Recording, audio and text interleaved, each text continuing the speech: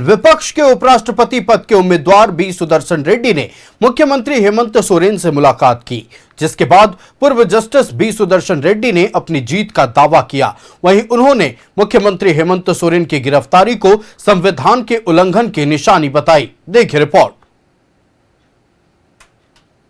हेमंत सोरेन से मिले बी सुदर्शन रेड्डी।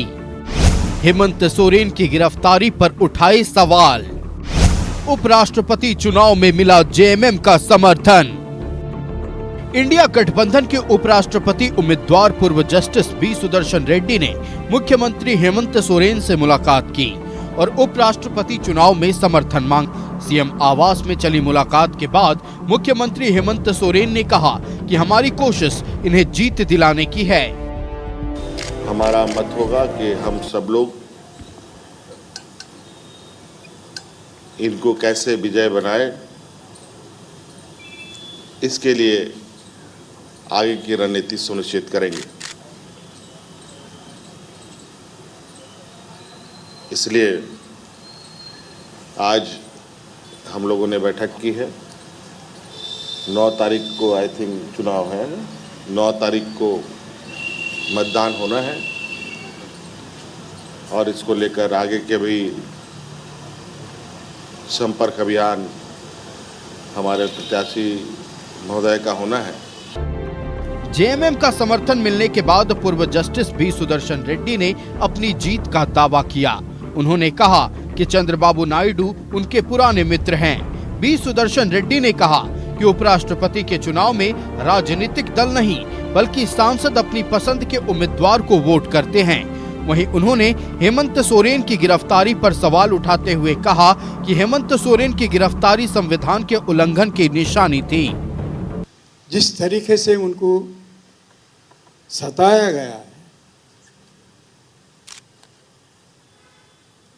जिस तरीके से उनके साथ बर्ताव किए हैं, डिग्निटी, अभी जो मैं बात कर रहा था, प्रतिष्ठा, व्यक्तिगत प्रतिष्ठा, वो तो भंग हो गई है। तो कौन जिम्मेदार है इनके लिए? All those constitutional functionaries who are involved in this process are responsible for violating the individual dignity of Shri Hemant Soren as guaranteed by the Constitution of India. So in his arrest, I see the violation of provisions of the Constitution.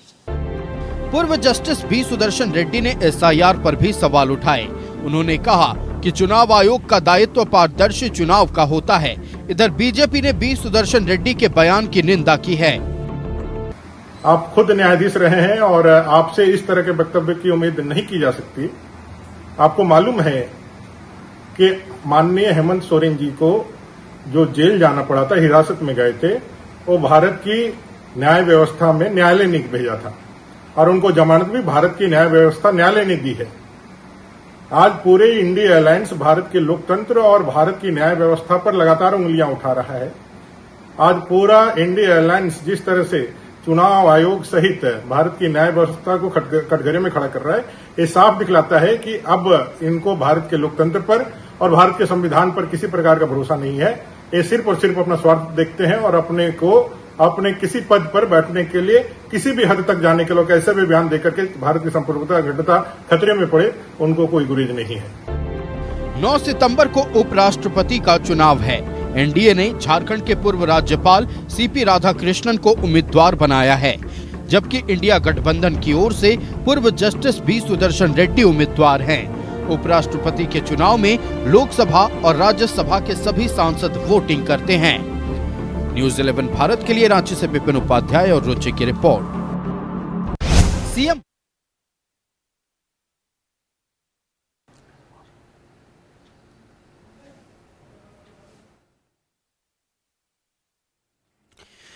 तो विपक्ष के उपराष्ट्रपति पद के उम्मीदवार B Sudershan Reddy आज झारखंड दौरे पर थे। मुख्यमंत्री हेमंत सोरेन से उन्होंने मुलाकात की और उपराष्ट्रपति चुनाव में जेएमएम से अपने लिए समर्थन मांगा है। इस दौरान जब प्रेस वार्ता को संबोधित कर रहे थे बी सुदर्शन रेड्डी, तो आश्वस्त नजर आ रहे थे अपनी जीत को लेकर। वहीं कई मुद्दों को लेकर, खासतौर पर विपक्ष जिन मुद्दों को इस वक्त देश भर में उठाए हुए, उन पर भी बातचीत हुई, उन पर उनका भी जिक्र किया गया। संवाददाता विपिन हमारे साथ लाइव जुड़ रहे हैं। विपिन का रुख कर लेते हैं। विपिन, बी सुदर्शन रेड्डी जो कि विपक्ष के उपराष्ट्रपति पद के उम्मीदवार हैं, आज झारखंड दौरे पर थे। मुख्यमंत्री हेमंत सोरेन से मुलाकात हुई और अपने लिए जेएमएम का समर्थन मांगा। दूसरी तरफ आपने भी जैसा बताया था कि अपनी जीत को लेकर वो आश्वस्त नजर आ रहे थे। साथ ही एक महत्वपूर्ण बात जिसका जिक्र उन्होंने किया था, उन्होंने कहा था कि इस चुनाव में किसी पार्टी आधारित वोटिंग नहीं होती। यहां सांसद अपने मन से, अपने पसंद के अनुसार, अपनी विचारधारा के अनुसार वोटिंग करते हैं। इसीलिए उन्हें लग रहा है कि इस बार उनके जीत का रास्ता पूरी तरह से साफ नजर आ रहा है। इस बात को थोड़ा समझाएं दर्शकों को। जिनके retired justice B Sudershan Reddy को इंडिया अलायंस ने उपराष्ट्रपति चुनाव के लिए अपना उम्मीदवार बनाया है। 9 सितंबर को उपराष्ट्रपति पद के लिए मतदान होना है। एनडीए की तरफ से सीपी राधाकृष्णन जो कि झारखंड के राज्यपाल रह चुके हैं, उनसे सीधा मुकाबला है। 2 उम्मीदवार इस उपराष्ट्रपति पद के चुनाव के लिए चुनावी मैदान में हैं। 9 तारीख को मतदान होना है। राज्यसभा और लोकसभा के सांसद जो हैं वो इस चुनाव में मतदाता हैं और उन्हें वोट करना है और उसके बाद चुनाव परिणाम आएगा कि देश का नया राष्ट्रपति कौन होगा। चुनावी आंकड़े और जो दलगत आंकड़ा है वो बताता है कि सीपी राधाकृष्णन का पलड़ा फिलहाल बी सुदर्शन रेड्डी पर काफ़ी भारी है। जो संख्या है वो एनडीए अलायंस के सामने पर्याप्त है उपराष्ट्रपति का चुनाव जीतने के लिए। अब तक जो राजनीतिक दलों की का प्रतिनिधित्व लोकसभा और राज्यसभा में है वो आंकड़ा यही बताता है। आज रांची में समर्थन के लिए पहुंचे थे बी सुदर्शन रेड्डी। झारखंड मुक्ति मोर्चा के अध्यक्ष और राज्य के मुख्यमंत्री हेमंत सोरेन के आवास पर उनकी बैठक भी हुई, जिसमें मुख्यमंत्री हेमंत सोरेन, कांग्रेस के प्रभारी के राजू, झारखंड कांग्रेस के अध्यक्ष केशव महतो कमलेश के अलावा जो इंडिया गठबंधन के झारखंड से 7 सांसद हैं, 5 लोकसभा के और 2 राज्यसभा के। एक राज्यसभा की सीट गुरुजी के निधन की वजह से रिक्त हो चुकी है, इसलिए 7 वोट झारखंड से बी सुदर्शन रेड्डी को मिलने की उम्मीद है और इसी उम्मीद के साथ वो आज यहाँ पर पहुँचे थे। उन्होंने साफ कहा कि हर राज्य का वो दौरा कर रहे हैं, एक सांसद से वो बात कर रहे हैं और क्योंकि ये चुनाव दलीय आधार पर नहीं होता है, सांसद इसमें सीधे वोटर्स होते हैं, इसलिए दलीय बंधन नहीं है और इसी आधार पर उन्होंने इस बात की हामी भी भरी प्रेस कॉन्फ्रेंस में कि वो आश्वस्त नजर आ रहे हैं कि सांसद अपने अंतरात्मा की आवाज़ को सुनकर उनके पक्ष में मताधिकार का प्रयोग करेंगे। मुख्यमंत्री ने भी इस दौरान बताया कि आखिर किन परिस्थितियों के बीच राज्य में, इस देश में उपराष्ट्रपति का चुनाव हो रहा है और उसी कड़ी में जो संयुक्त उम्मीदवार हैं हमारे गठबंधन के, वो रांची पहुंचे हैं, इनको विजयी बनाना है। तो एक लबो-लुबाब जो निकल कर सामने आ रहा है और जो मुख्यमंत्री ने एक जो बात कही जिसको कि गौर करना होगा कि काफ़ी मजबूती के साथ इस चुनाव की तैयारियां चल रही है। हालांकि राजनीतिक दल के लोग हमेशा दावा करेंगे चुनाव परिणाम आने तक की जीत उनकी होती है, लेकिन जिस तरीके से अगर बात की जाए तो यहाँ पर वोट जुटाने पहुँचे थे इंडिया गठबंधन के उम्मीदवार। इस दौरान प्रेस कॉन्फ्रेंस में उन्होंने कई विषयों का भी जिक्र किया।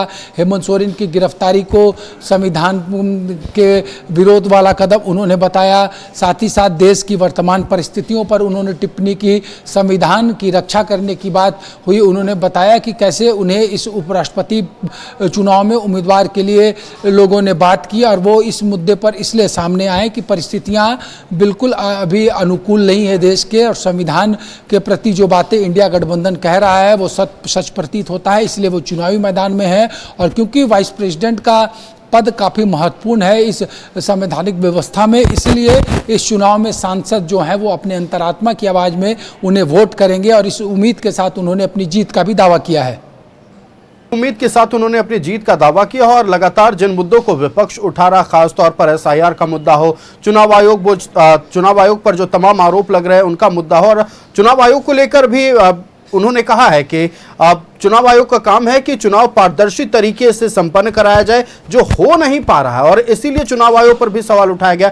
इधर इस मसले को लेकर विपक्ष जो झारखंड में यानी कि भारतीय जनता पार्टी वो हमलावर हो गई है। भारतीय जनता पार्टी की ओर से अमर बावरी ने कहा है कि वो न्यायाधीश रह चुके हैं, इस तरह की हल्की बात उन्हें नहीं कहनी चाहिए। देखिए, अमर बावरी की अगर बात करें तो वो लोग विरोधी धड़े के लोग हैं, नेता हैं, तो वो जरूर इस पर टिप्पणी करेंगे। लेकिन इसके अलावा अभी तक आधिकारिक बयान बीजेपी के झारखंड की तरफ से इस मसले पर नहीं आया है।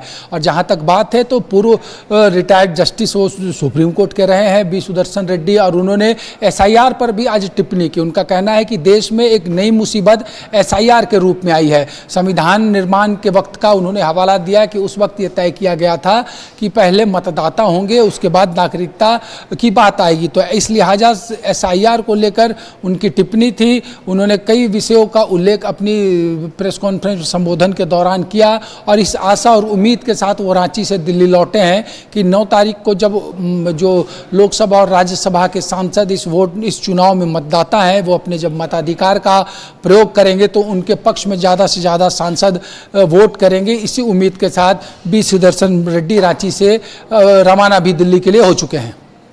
देखिए, लेकिन आज के दौरे के इतर एक महत्वपूर्ण सवाल जो उपराष्ट्रपति चुनाव को लेकर इस वक्त देश भर के लोगों के जहन में है, एनडीए ने भी दक्षिण से अपना उम्मीदवार उतारा है और इंडिया गठबंधन ने भी दक्षिण से अपना उम्मीदवार उतारा है। मौजूदा अगर हम बात कर ले देश के राजनीतिक परिदृश्य में कितना महत्वपूर्ण होने वाला है आने वाले समय में, खासतौर पर दक्षिण भारत के मद्देनजर?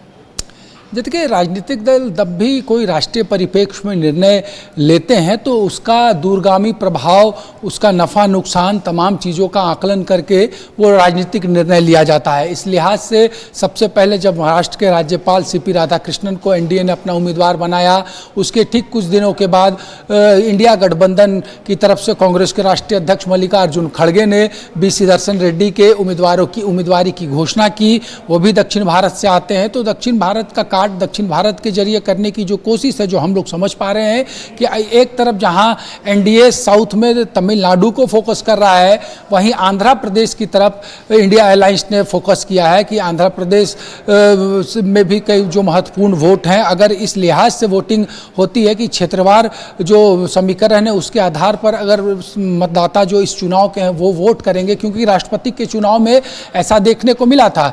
झारखंड में जरूर गठबंधन की सरकार चल रही थी, लेकिन उस वक्त झारखंड मुक्ति मोर्चा के विधायक और सांसदों ने राष्ट्रपति के चुनाव में जो एनडीए की उम्मीदवार रही द्रौपदी मुर्मू को वोट किया था। तो इसलिए ये एक परिपाटी सी चली आई है कि कई विषयों पर, क्योंकि ये दलीय आधार पर चुनाव होता नहीं है, इसमें दलीय बाध्यताएं आती नहीं है, इस लिहाज से दक्षिण कार्ड जब एनडीए ने खेला तो उसी के कार्ड के स्वरूप दक्षिण का कार्ड इंडिया अलायंस के तरफ से भी उपराष्ट्रपति के चुनाव में चलाया गया है। विपिन, आपका हमारे साथ जुड़ने के लिए और तमाम महत्वपूर्ण जानकारी हमारे दर्शकों तक पहुंचाने के लिए बहुत धन्यवाद। तो आज विपक्ष के उपराष्ट्रपति पद के उम्मीदवार बी सुदर्शन रेड्डी झारखंड दौरे पर थे। सीएम आवास में उन्होंने मुख्यमंत्री हेमंत सोरेन से मुलाकात की, जेएमएम का समर्थन मांगा और इस मुलाकात के बाद एक प्रेस कॉन्फ्रेंस को संबोधित करते हुए उन्होंने साफ तौर पर जो अपना बॉडी लैंग्वेज दिखाया वो आश्वस्त नजर आ रहे थे। उनका यह भी कहना था कि चूंकि दलगत आधार पर यह चुनाव होता नहीं है, ऐसे में तमाम सांसदों की विचारधारा सामने आएगी, अंतरात्मा की वो आवाज सुनेंगे और उन्हें लग रहा है कि उन्हें जीत मिलेगी। दूसरी तरफ मुख्यमंत्री हेमंत सोरेन ने साफ तौर पर कहा है कि हमारा मकसद बी सुदर्शन रेड्डी को विजयी बनाना है।